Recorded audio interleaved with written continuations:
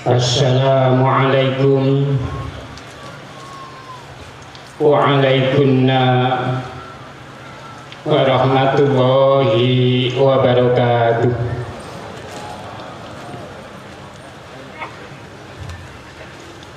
Bismillahirrahmanirrahim. Alhamdulillahilladzi huwal ahad al-wahidus somadu yahdi lirrasyad bi khairi khalqika syafi'il umami ya rabbana Allahumma salli sallimi wal ali barik hadhil mujahadah barokatan muhitatan wa mus'idah. Ya ayyuhar rasul ya Muhammadu ya sohibal makomi ya Mahmud anta rasulun wa nabiyyun ummi wa ana balumun wa jahulun ya sayyidi ya sayyidi ya sayyidi adrikni anta rasulullah haqqan wa rabbini wal ahla wal awlada wal ab'amila bil wahidiyati bi fadli bil ula ya rahmatan lil alamin wat tamam wa kullu khairin minka wan najah wassalam. Ya ayyuhal ghawthu salamullah alaika rabbini biiznillah wanzur ilayya sayyidi binadrah musilatil lil hadratil aliyah. Ya rabbana Allahumma salli sallimi ala Muhammadin syafi'il umami wal ali waj'alil anama musri'in bil wahidiyati li rabbil alamin. Ya rabbana ghafir yassir tawatina qarib wa alif bainana ya rabbana. Amma ba'd. Hadirin mukarram, Mbah Yai Mu'allif Shalawat Wahidiyah qaddasallahu sirrahu wa radiyallahu anhu. Hadirin mukarram, Kanjeng Rama Kiai Haji Abdul Latif Majid radhiyallahu anhu, pengasuh perjuangan Wahidiyah yang kita makmumi bersama, Al-Mukarramah Ibu Nyai radhiyallahu anha wa ahlal bait yang kita muliakan, Bapak Ibu Khodimul Wahidiyah yang kami hormati, Bapak Ibu pengurus Pondok Pesantren Kedunglo Al-Munawwarah yang kita hormati, Khodimul Wahidiyah dari pusat sampai daerah, serta imam-imam jamaah yang kami hormati, Bapak pejabat pemerintah, TNI, Polri maupun sipil yang kami hormati, tamu undangan yang berbahagia, mujahidin mujahidat rahimakumullah, panitia pelaksana Mujadah Kubro Muharram 1437 yang kami hormati.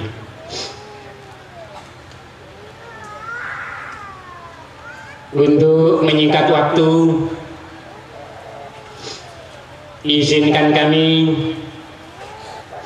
di dalam memanjatkan puja-puji syukur kehadirat Allah Subhanahu wa Ta'ala, sanjungan selawat salam kepangkuan beliau baginda agung Muhammad Rasulullah sallallahu alaihi wasallam, salam takzim ikraman wa ta'ziman kepada para kekasih Allah min awalihim ila akhirihim,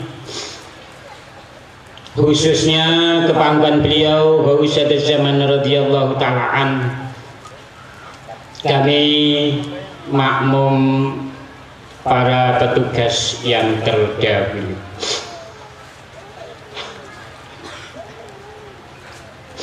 Hadirin hadirat yang kami hormati,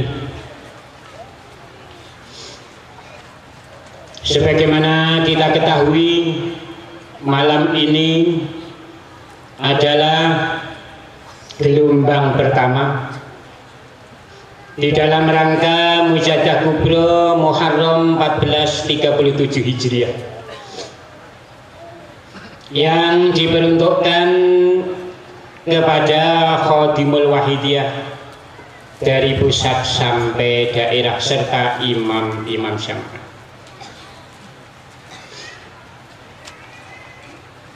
Sebagaimana Mujadah Kubro yang pertama adalah pangkal Mujadah Kubro selanjutnya sampai akhir. Artinya apabila Mujadah Kubro ini diterima oleh Allah Subhanahu wa Ta'ala, betapa untungnya kita sebagai pengamal Wahidiyah yang akhirnya membawa Mujadah Kubro berikutnya akan lebih lancar, akan lebih berkah, akan lebih diterima oleh Allah Subhanahu wa Ta'ala. Namun sebagaimana kita ketahui, apabila kita sebagai Khodimul Wahidiyah pada malam hari ini tidak mampu menunaikan tugas dan amanat yang dibebankan kepada kita, niscaya akan menghambat, akan mempersulit perjalanan Mujadah Kubro berikutnya. Bahkan bisa-bisa kita akan dituntut oleh semua pengamal Wahidiyah kelak di hari kiamat. Karena Mujadah Kubro malam hari ini ditolak oleh Allah Subhanahu wa Ta'ala. Oleh karena itu, mari kita bersama-sama sebagai Khodimul Wahidiyah malam ini kita tunaikan, kita persiapkan hati kita betul-betul menghadiri Mujadah Kubro. Insya Allah dengan betul-betul bermujadah Kubro, menghadiri arena ini dengan adab yang sebaik-baiknya, kita yakin seyakin-yakinnya akan diterima oleh Allah Subhanahu wa Ta'ala. Amin. Hadirin semuanya yang kami hormati, pada malam hari ini untuk mengawali Mujadah Kubro ini kami akan menyampaikan 3 hal yang insya Allah patut kita renungkan bersama. Yang pertama, Mujadah Kubro adalah arena audiensi. Audiensi munajat bersimpuh di hadapan Allah Subhanahu wa Ta'ala, di hadapan Rasulullah Sallallahu Alaihi Wasallam, di hadapan guru rohani kita bersama, Kanjeng Romo Kiai Haji Abdul Latif Masjid radhiyallahu anhu. yang bernama audiensi, otomatis yang paling utama adalah akhlak. Yang paling utama adalah adab kita. Adab sangat penting sekali ketika kita menghadap kepada Allah Subhanahu wa Ta'ala. Adab sangat penting sekali ketika kita bertawajuh kepada guru rohani kita bersama. Kita ingat, gara-gara adab rusak, dilaknat oleh Allah Subhanahu wa Ta'ala. Kisah iblis, kisah Azazil. Karena tidak mau menghormat kepada guru rohani yang bernama Nabiullah Adam waktu itu. Bahkan takabur di hadapan Allah, merasa tidak butuh bimbingan guru, merasa tidak butuh pertolongan Nabiullah Adam alaihissalatu wassalam. Iblis dicap, dilaknat oleh Allah Subhanahu wa Ta'ala sebagai wa kana minal kafirin.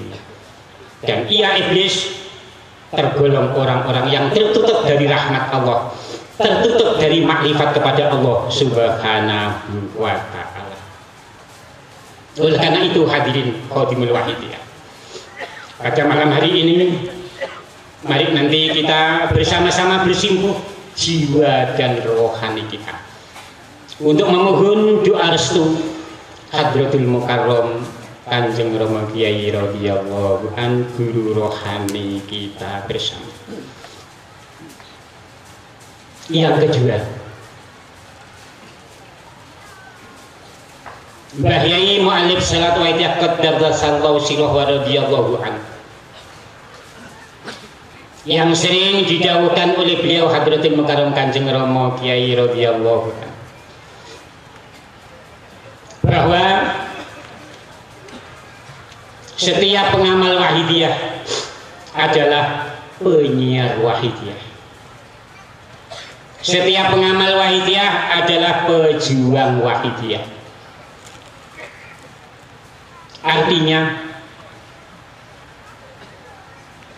Mbah Yai Qaddasallahu sirrahu wa radhiyallahu an, Kanjeng Rama Kyai radhiyallahu an, di daerah tidak memiliki wakil secara individu. Tidak ada salah satu pengamal yang ditunjuk menjadi wakil Kanjeng Rama radhiyallahu anhu. Berbeda dengan tarekat-tarekat dulu. Kalau tarekat-tarekat dulu menunjuk salah satu wakil yang kadang disebut khalifah untuk mewakili guru mursyidnya. Bahkan penunjukan wakil itu sampai wafat orang yang ditunjuk itu.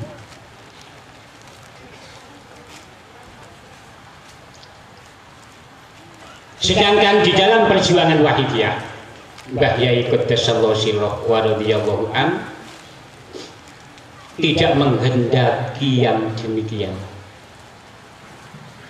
Wakil Hadratul Mukarram Kanjeng Rama Kyai radhiyallahu an di daerah adalah lembaga, adalah PW. Artinya kita sebagai Khotimul Wahidiyah, wabil khusus kita sebagai dai, jangan sampai bersikap atau kita membentuk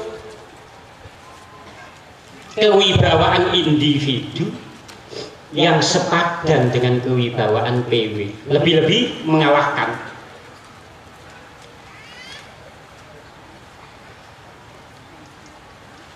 Kita tidak boleh tergantung kepada seseorang.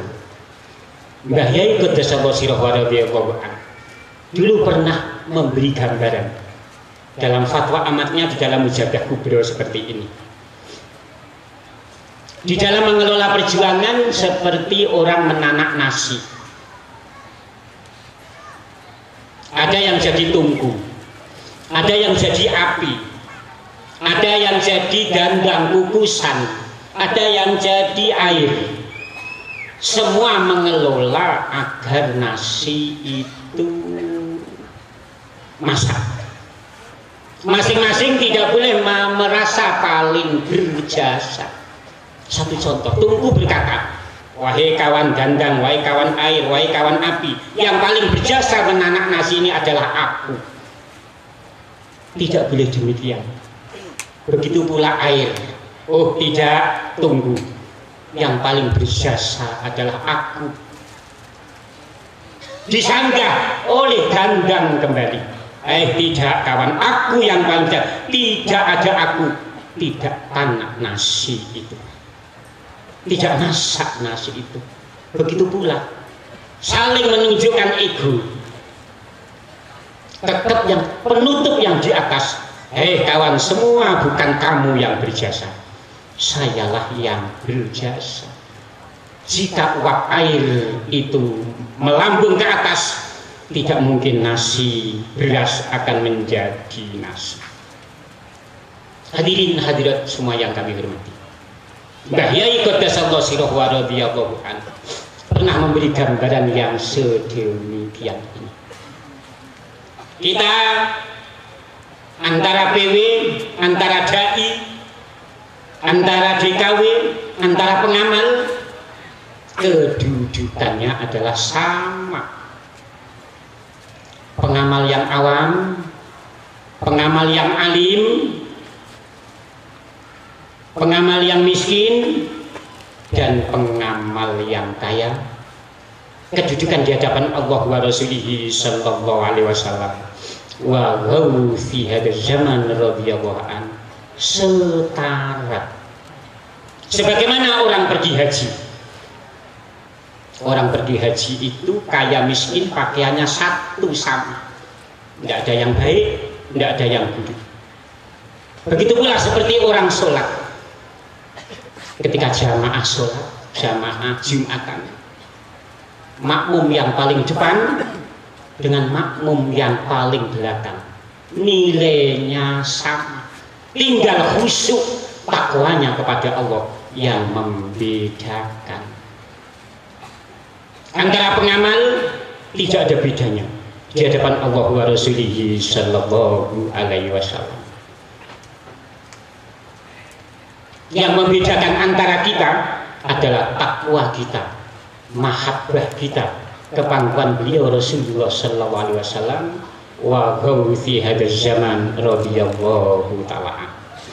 Oleh karena itu kawan semuanya Khadimul Wahidiyah, kita jangan sampai bersikap menciptakan kewibawaan individu yang menyaingi kewibawaan PW, lebih-lebih mengalahkan. Satu contoh, pengamal kalau mau melakukan sesuatu yang diutamakan bukan keputusan PW, tapi petunjuk individu, ini sudah menyimpang dari garis perjuangan Wahidiyah. Oleh karena itu, jika kemarin kita masih melakukan hal yang demikian, lebih-lebih orang seperti kita ini yang bisa berpidato, bisa mengerti manajemen dan sebagainya, sering menciptakan kewibawaan individu, bukan lembaga yang diwibawakan. Jika ini kita lakukan, kita terhijab, kita terhalang untuk mencapai tamama ma'rifatika, sempurnanya makrifat. Kita hanya kenal keakuan diri kita, kita hanya memuja ego kita, nafsu rububiyah kita masing-masing. Hadirin hadirat yang kami hormati, untuk yang ketiga, mengapa kita datang di sini? Mengapa kita mohon doa itu kepada Hadratul Mukarram Kanjeng Rama Yai radhiyallahu. Kita jauh-jauh dari rumah kita, datang di sini, tidur kena udara. Kalau kita di rumah nyaman, terjaga angin dan air. Mengapa kita datang di sini? Hadirin hadirat yang kami hormati, memang sholawatul wahidiyah merupakan fadl Allah yang sangat agung sekali. Anugerah Allah kepada kita semua, kepada umat manusia pada zaman ini yang sangat besar sekali. Mengapa kita katakan anugerah Allah yang paling agung pada zaman ini? Karena sholawatul wahidiyah mampu mengantar, mampu membawa kita, mampu membawa pengamal wahidiyah mengenal orang seperti beliau Hadratul Mukarram Kanjeng Rama Yai radhiyallahu. Siapakah Hadratul Mukarram Kanjeng Rama Yai? Itu perlu kita pahami bersama, perlu kita tingkatkan pemahaman kita bersama. Hadirin hadirat yang kami hormati, memahami orang seperti beliau radhiyallahu anhu ini hukumnya wajib. Hukumnya fardu. Memahami hamba Allah seperti beliau Hadratul Mukarram Kanjeng Rama Kyai radhiyallahu. Mengapa kita katakan wajib?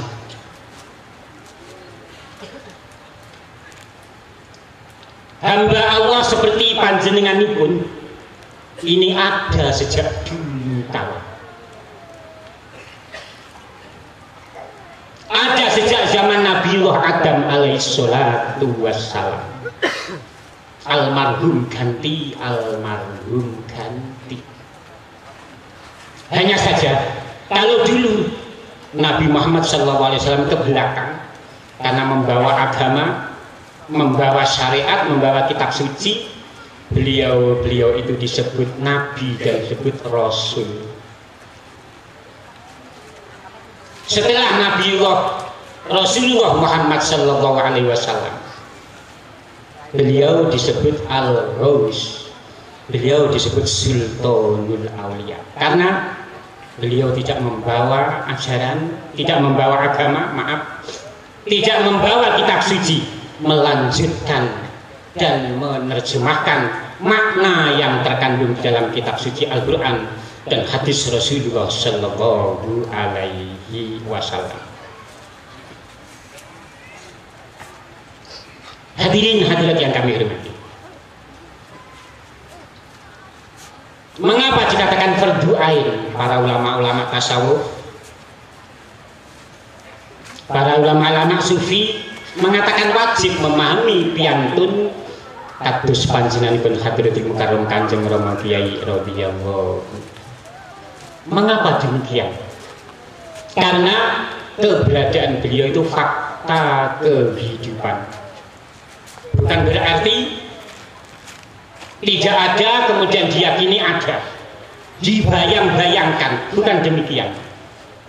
Beliau fakta kehidupan yang belum kita sadari, kenyataan hidup yang belum kita pahami bersama. Keberadaan beliau karena disabdakan oleh Rasulullah Sallallahu Alaihi Wasallam. Rasulullah Nabi Muhammad Sallallahu Alaihi Wasallam di dalam hadis yang sahih memfatwakan, mensabdakan, mendawuhkan, yang mana kita wajib iman dengan seluruh sabda Rasulullah, lebih-lebih hadis yang sahih. Keberadaan Sultanul Aulia yang almarhum ganti diriwayatkan dalam hadis riwayat Abu Nu'aim al-Isfahani pada kitab Hilyatul Aulia juz 1 halaman 9. Hadis ini juga diriwayatkan oleh Imam Ibnu Asakir juga juz 1 halaman 313. Juga diriwayatkan oleh Imam Ad-Dailami dalam kitab Musnad Al-Firdaus Hadis nomor 700.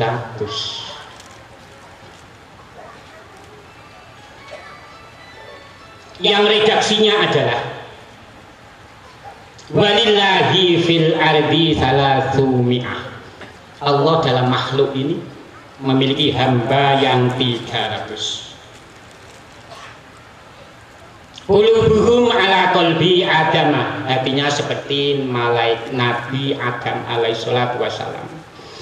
Walahu arbauna, Allah memiliki hamba yang lebih tinggi lagi. Qulubuhum ala qalbi Musa alaihi salatu wassalam, hatinya seperti hati Nabi Musa alaihi salatu wassalam. Allah memiliki wali yang lebih tinggi lagi. Walahu sab'atun, Allah memiliki wali yang 7, hatinya seperti wa qulubuhum ala qalbi Ibrahim, hatinya seperti Nabi Ibrahim alaihi salatu wassalam. Walahu khamsatun, Allah memiliki wali yang lebih tinggi lagi. Qalbuhu ala qalbi Jibril, hatinya seperti malaikat Jibril, daya spiritualnya, karomahnya seperti karomah malaikat Jibril. Walahu salasatun, Allah Ta'ala memiliki 3 wali yang lebih tinggi lagi. Qalbuhu ala qalbi Mikail, hatinya seperti malaikat Mikail. Walahu wahidun, Allah Ta'ala memiliki wali yang 1 yang hatinya seperti malaikat Israfil. Wali yang tertinggi adalah wali yang 1. Ini menurut kalangan kaum sufi. Wal wahid al-madkur fi hadal hadis al-qutbu al-ghus adalah wali kutub yang berpangkat al-ghus. Hadirin yang kami hormati, kalau sebelum perjuangan Wahidiyah,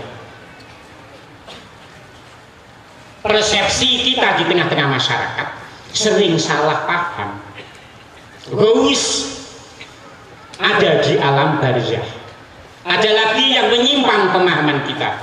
Ghaus hanya Syekh Abdul Qadir Jailani radhiyallahu anhu. Bahkan kita sebagai pengamal Wahidiyah kadang salah persepsi. Ghaus hanya Hadratus Syekh Mbah Yai Mu'alif Salat Wahidiyah, dan setelah itu tidak ada lagi, dan lain sebagainya, lain sebagainya. Padahal Rasulullah bersabda, al-Ghaus itu almarhum ganti, almarhum ganti. Lanjutan hadis tersebut, fa idza matal wahid abdallahu makanahu minat salata. Ketika hamba yang 1 wafat, al-Ghaus wafat, Allah mengangkat wali di bawahnya untuk menduduki jabatan al-Ghaus tersebut. Wa idza mata minal salasah, ketika wali yang 3 wafat, Allah mengangkat wali yang 7, wali yang 5 diangkat menjadi salah satu wali yang 3. Demikian seterusnya sampai wali yang 300. Para ulama di dalam kitab Al-Yawaqid menerangkan bahwa wasurutuhu, syaratnya al-Ghaus la jismin tabi'in waruhin, secara jasmani dan rohani. Wa yakunu mawjudan fi hadad dar bijasadi wa tabi'atihi min ahdi adama ila yaumil qiyamah li'annahu qutbul alam. Dan pasti sultanul aulia dalam dunia ini secara jasmani dan rohani sejak zaman Nabi Adam sampai akhir kiamat, karena beliau itu pengendali jagat raya. Hadirin hadirat yang kami hormati, maka tadi kita katakan bahwa sholawatul Wahidiyah fadl Allah yang sangat besar. Kita bertemu kepada hamba Allah yang al-Wahid, kita bertemu kepada hamba Allah al-Qutb al-Ghaus. Hadirin hadirat yang kami hormati, untuk yang kedua kalinya, kenapa wajib kita pahami? Kenapa penting kita pahami? Kita sadari atau tidak? Kita ingkari atau tidak? Kita taati atau kita musuhi beliau? Rasulullah bersabda, "Fabihim yuhyi wa yumit, wa yumtaru wa yambudu, wa yadfa'ul bala, wa bihi sholahul alam." Sebab beliau kehidupan masih berjalan, sebab beliau mati dan hidup dalam alam semesta ini terjadi relasi, terjadi perputaran, sebab karomah dan doa restu beliau, sebab beliau yumtonu, kita diberi hujan oleh Allah, sebab beliau kita ditumbuhkan oleh Allah, hewan-hewan ditumbuhkan oleh Allah, tumbuh-tumbuhan dihidupkan oleh Allah. Mengapa kita wajib yakin keberadaan beliau? Karena kita sadari atau tidak, kita mendapat nikmat dari Allah Subhanahu wa Ta'ala ini terpancar dari beliau Sultanul Aulia radhiyallahu. Namun sayang hati-hati, karena kita mata hati kita yang penuh nafsu, terutama diri saya, hati-hati. Kadang-kadang orang yang sedikit bisa berbicara seperti saya itu sukar sekali tawajuh kepada beliau. Kita ingat iblis pandai di hadapan Allah, sukar taslim taat kepada Sultanul Aulia, sukar taslim taat kepada Nabiullah Adam radhiyallahu alaihi salam. Hadirin hadirat yang kami hormati, kita sadari atau tidak, kita ini menerima pancaran nikmat dari Allah terpancar dari beliau Sultanul Aulia. Kita semua menerima jasa dari beliau, kita semua menerima hutang budi dari beliau. Oleh karena itu, semenjak perjuangan Wahidiyah, Sultanul Aulia mudah diketahui, tidak seperti perjuangan sebelum perjuangan Wahidiyah, yang kebanyakan Sultanul Aulia zaman sebelum perjuangan Wahidiyah sukar diketahui. Seperti zaman Syekh Asy-Sya'roni Al-Ghawis yang almarhum 973 Hijriah. Sultanul Aulia waktu itu bernama Syekh Abdul Wahab Asy-Sya'roni, punya guru Syekh Ali Al-Khawas, juga Sultanul Aulia. Yang mengerti Sultanul Aulia waktu itu hanya satu orang, Syekh Abdul Wahab Asy-Sya'roni. Begitu pula Syekh Abdul Wahab Asy-Sya'roni yang mengerti Sultanul Aulia sebelumnya, Syekh Ibrahim Al-Madbuli, hanya satu, Syekh Ali Al-Khawas. Tidak seperti sekarang, hati-hati. Ribuan orang yang diberi fadl oleh Allah melalui sholat Wahidiyah bisa memahami Ghausiyah secara musyahadah. Bagaimana cara memahami Sultanul Aulia? Beliau secara lahiriah seperti kita, beliau secara manusiawi seperti kita, berkeluarga, bermasyarakat, makan, bekerja, dakwah seperti kita. Tugas beliau bukan lahiriah, hadirin. Tugas beliau bersifat batiniyah, ada di alam rohani, maka tidak tampak secara mata kasat. Namun bagi hati yang dibuka oleh Allah Subhanahu wa Ta'ala setelah mengamalkan sholawatul Wahidiyah, akan dibuka oleh Allah dengan terang benderang, mampu melihat bahwa semesta alam ini, kita sadari atau tidak, adalah lil ghaus bil ghaus. Hadirin hadirat yang kami hormati, yang ketiga, kenapa kita wajib memahami keberadaan Sultanul Aulia? Kenapa sholawat Wahidiyah memperjuangkan keberadaan Sultanul Aulia? Kenapa demikian? Dan kenapa mudah dipahami? Atas izin Allah, atas syafaat Rasulullah SAW. Karena beliau adalah sarana untuk menghadap pada Allah, sarana untuk tawajuh kepada Allah, sarana untuk mendekat kepada Allah. Hadirin yang kami hormati, Khadimul Wahidiyah yang berbahagia, mendekat kepada Allah itu lain dengan zikir asma. Kalau kita zikir asma Allah bisa langsung Allah, Allah, Allah, langsung. Zikir asma dan sifat Allah pun bisa langsung, ya Rahman, ya Rahim, dan seterusnya, ya Jalal, ya Qawiyu, ya Mati. Sifat dan asma Allah bisa langsung kita. Tapi kalau kita menghadap atau zikir zatullah, Zikir zatnya Allah tidak bisa dilakukan dengan langsung. Kalau dilakukan dengan langsung akan terjebak, terbelok oleh setan. Karena Allah laisa kamitslihi syai'un. Allah tidak seperti apa-apa. Allah tidak bisa digambarkan. Kalau kita merasa menghadap Allah, ini berarti menggambarkan Allah. Kita terjebak mujassimah dan musyabbih. Oleh karena itu para ulama tasawuf berfatwa man la syaikha fasyaitonu syaihun. Ketika menghadap Allah, kita harus makmum di belakang syekh. Karena langsung menghadap Allah itu akan terbujuk setan, mudah ditipu oleh iblis, mudah dibelokkan oleh syaitan. Sebagaimana kita sholat, mesti Allah ada di mana-mana. Allah di barat, di utara, di timur, di atas, di bawah, ada Allah. Fa'ainama tuwallu fasamma wajhu. Dimanapun kamu menghadap, disitulah Allah.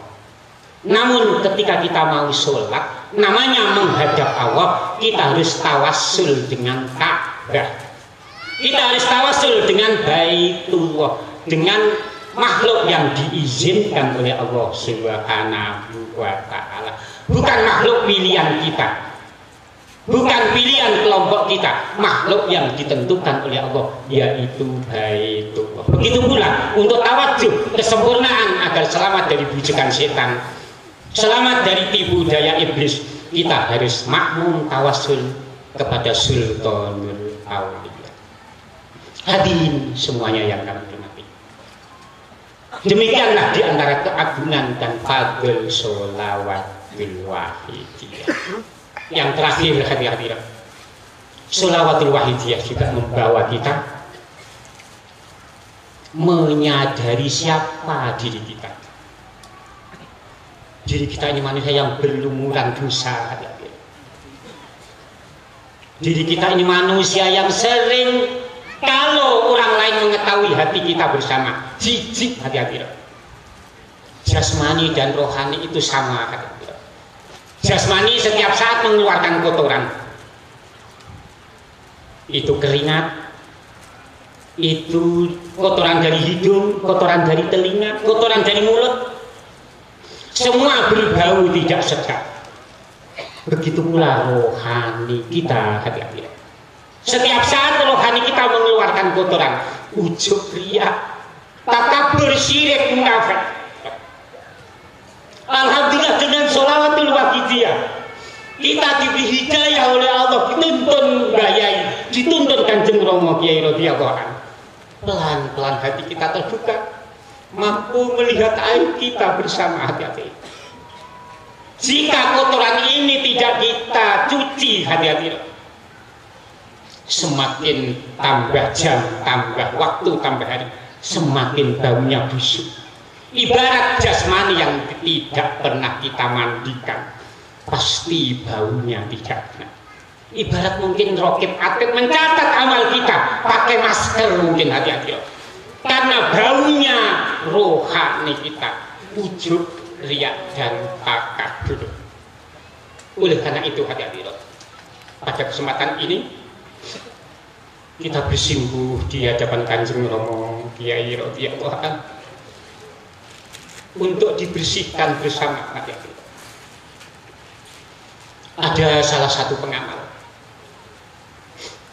Ini dari Polono Dale, Sulawesi Tengah. Ini pengamal keturunan Jawa, maaf saya menyebut suku karena ini berkaitan orang. Namun lahir di Sulawesi Tengah. Dia mengamalkan tahun 2010. Bapaknya wafat. Bapaknya ini waktu cerita kepada Qadimul Wadiyah Pusat. Bapaknya ahli berbuat dosa. Bahkan tidak senang dengan wiridan wahidiyah. Nak, kamu berhenti aja, nak, tidak usah begitu-begituan. Tapi Purwanto ini tekun dan istiqomah. Ketika bapaknya wafat, tidak teringat Purwanto ini. Baru 4 hari setelah wafat bapaknya ingat. Karena malam mimpi ketemu bapaknya masih terbungkus, namun kain kafannya penuh darah, seakan-akan habis dicambuk oleh seseorang. Bapaknya menangis, anak, aku disiksa Allah anak di alam barzakh. Anak, mampukah kamu mendoakan kami, anak? Menangis bapaknya itu. Anak, mampukah kamu mendoakan kami? Purwanto bangun, Bapak. Spontan ingat Kanjeng Rama Yai radhiyallahu anhu. Matur ke Kanjeng Rama Yai radhiyallahu anhu. Kanjeng Rama, aku orang awam, hanya sering mendengar ceramah kiai hadis Nabi. Anak yang soleh, yang mampu mendoakan orang tuanya, Kanjeng Rama Yai. Kanjeng Rama Yai, bapakku mesti ahli maksiat, ahli dosa, mandikan mohonkan ampun kepada Allah, Kanjeng Rama Yai. Kami yakin panjenengan mampu demikian. Berhari-hari ketika menjaga dilakukan terus-menerus. Ketika malam ke-7, Purwanto ini secara jaga, tiba-tiba bapaknya pulang secara lahiriah, secara rohani pulang, berpakaian bagus, baunya harum sekali, sambil menangis, tapi menangis bahagia. Anak, aku diselamatkan gurumu, anak. Itu nak gurumu, nak, yang menuntut aku ketemukan. Saat itu Purwanto melihat Kanjeng Rama Yai ada di rumah Purwanto, gandeng bapaknya itu.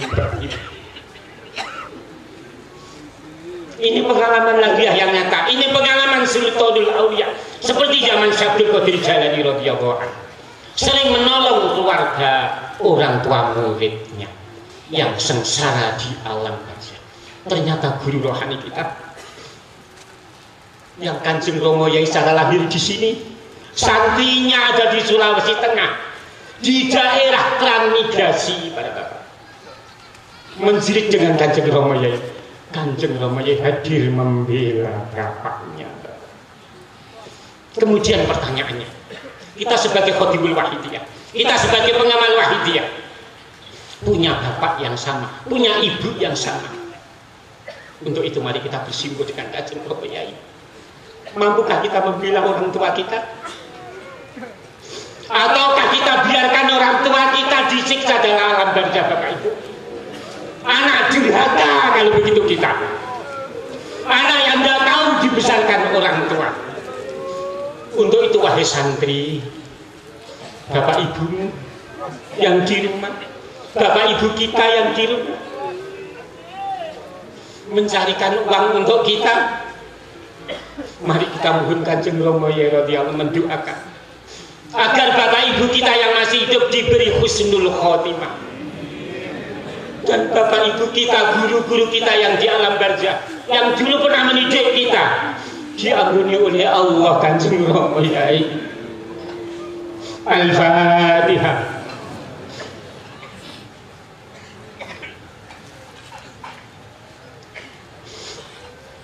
Hati-hati ada mati. Mari kita menangis di hadapan Allah Subhanahu wa Ta'ala. Waktu itu Purwanto betul bapak-bapak sampai dilare keluarganya. Kenapa Purwanto kamu menangis begitu, Purwanto? Bukan mujadanah seperti kita para bapak. Tidak menjawab. Purwanto, kenapa kamu menangis mengganggu tetanggamu? Dalam batin Purwanto, tidak, aku membela bapakku. Aku membela keluargaku di alam barzakh dari neraka. Untuk itu mari kita bersama-sama menangis. Bagaimanapun hati akhirat, kita ujung-ujungnya mati hati akhirat. Bisa besok pagi kita wafat. Mungkin malam ini malam terakhir. Mari bersimpuh Kanjeng Rama Yai. Kanjeng Rama Yai, husnul khotimah kula Kanjeng Rama Yai. Husnul khotimah kita Rama Yai, Bapak Ibu kami Rama Yai. Al-Fatihah.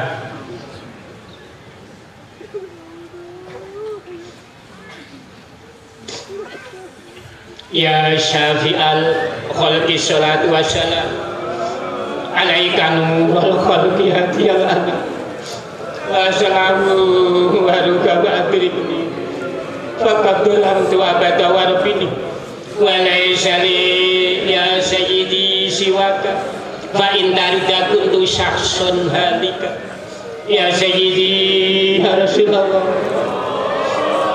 ya sayyidi ya Rasulullah ya sayyidi ya Rasulullah. Bapak Ibu anak santri, bagaimana kalau kakek dan nenek kita di alam barzah disiksa Allah? Kapan lagi kita memperjuangkan kebetulan di hadapan Gausatul Zaman Rabiatul? Kita bersimpuh, kita menangis di hadapan beliau Kanjeng Rama Yai. Kanjeng Rama Yai, kami sekeluarga jangan di nerakanya Allah Kanjeng Rama Yai.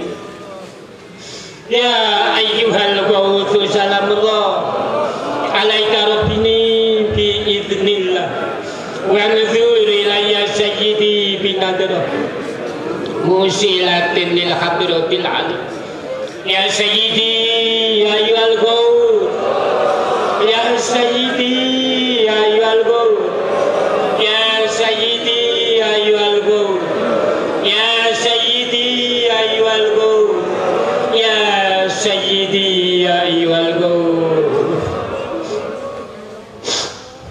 Al-Fatihah.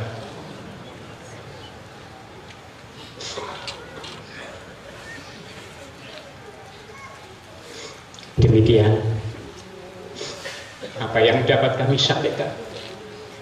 Kami yang hina-hina ini, semoga kapanpun kalau Israel datang, kita ditumbuhi guru rohani kita diberi husnul khotimah kali. Demikian Kanjeng Rama Yai, mohon maaf yang sebesar-besarnya segala salah dan khilaf. Wabillahi taufiq wal hidayah. Wa minar rasul asy-syafa'ah wat tarbiyah. Wa minal ghaus an-nadruhul barakah wal karomah. Assalamualaikum wa warahmatullahi wabarakatuh.